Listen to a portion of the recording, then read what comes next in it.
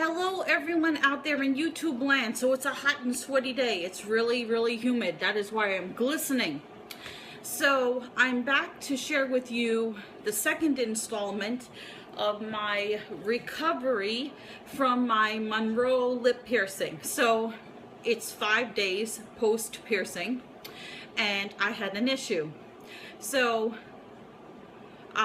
what happened was, over the last day and a half or so, I noticed that my lip, when I would try to stick up my jewelry, when I would go like this, there would be less and less space between the ball and my lip. And I didn't think anything about it because my lip didn't look swollen, not to me. So my piercer, Steve, he had told me when I got the piercing that it may not swell up right away, but it may swell up in a few days, and if it does, to come back and see him, to see if there needed to be any readjustment. So when he told me swelling, I thought he meant like, getting punched in the face, like a bruise, like a black and blue or a welt or something. I mean, I've never had a facial piercing before, so I didn't quite get what the swelling meant. So little did I know, as I was cleaning and stuff around my piercing, and the space became smaller and smaller, and the ball became flush with the lip, that my lip was swelling. It was swelling and swelling. And underneath, where the piercing is flat, because it's a ball and then there's a stick, and then the bottom is a flat disc, I felt like the skin inside my lip, inside my mouth, was growing. I hate this stupid phone. I have to remember, I forgot to delete an old video and it messed up my free storage space. Anyway, like I was saying, so I felt like the skin inside my mouth was growing over the backing of my piercing. And I didn't really think too much about it, because I was like, as long as I can feel the back of the backing with my tongue, as long as I can feel the metal is there, the skin hasn't grown over it, it should be okay. I didn't see, there was no oozing, there was no blood, there was nothing.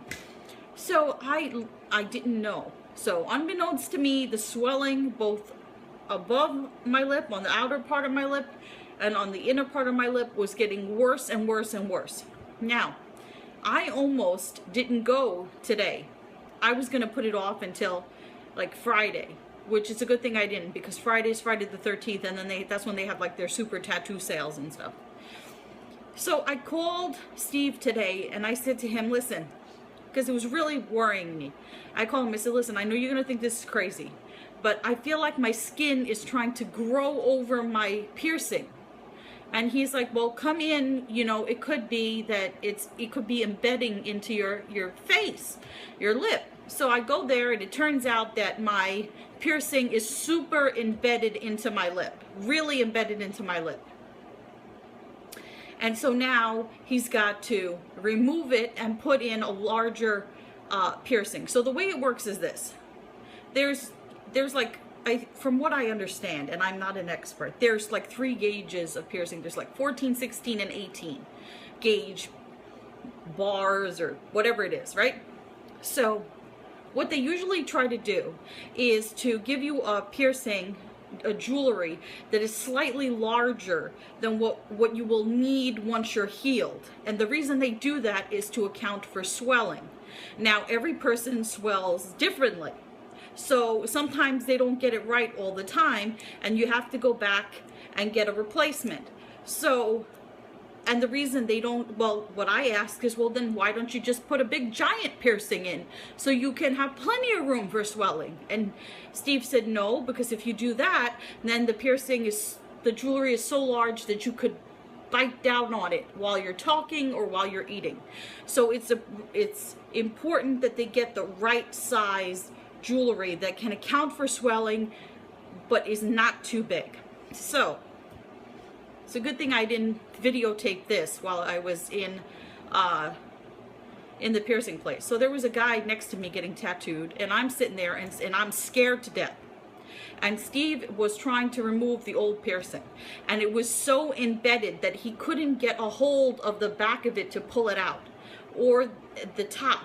So finally he was going around with Q-tip and a tweezer clamp thing, and he finally unscrewed the top, the ball, and it was very sore, very achy. Then he had to get the bottom part out, and my lip had swelled up so underneath that he could not grab that flat piece of metal. He could not grab it. So he would have to push down on the bar, and he took like a, I had my eyes closed, but from what I could gather, he had like this thing that must have been like a little mallet or something, and he tapped down on it like you were hammering a nail, bing, and then he would go a little bit, and then bing, and he'd go a little bit, and he'd try back and forth, until he finally, after a lot of pain, because it was sore, he finally got the piercing out. And after he got it out, it was like, I felt like I'd been punched in the face. But then after that, I felt like this feeling of just complete relief, because it's, you guys ever have an ingrown toenail, and it digs into your skin and digs into your skin, and then the minute they pull it out, it's like everything is free, and you're just like, ah, you know? And so that's what I feel like now. So yeah, he scolded me. He was like, you should have come to me sooner. If you were feeling something was wrong, you should have called me right away. I give you my cell phone number. I give all my customers their cell phone number. They can call me whenever they want. If you feel anything strange, if you feel anything weird, if you just anything at all, just call me. Don't let it get like that. It got super embedded. We don't want to have that happen again, and all this other stuff. And I told him, I said, and he said, well, why didn't you tell me it was swelling and this? And I said to him, I said to him, I've never been pierced before. I've never been facially pierced before. How do I know? I don't know what it's supposed to, what bad is supposed to look like, unless it's purple and oozing and bleeding and gushing. I'm not going to know, and there's pain, which there wasn't pain. How am I going to know there's something wrong?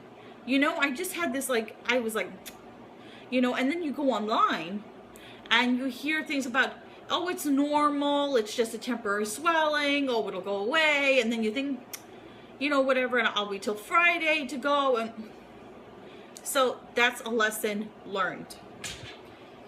Got my new piercing in. There is an indentation in my lip from where the ball had wedged itself against my lip. So let's see if we can try to see the grossness. Let's try.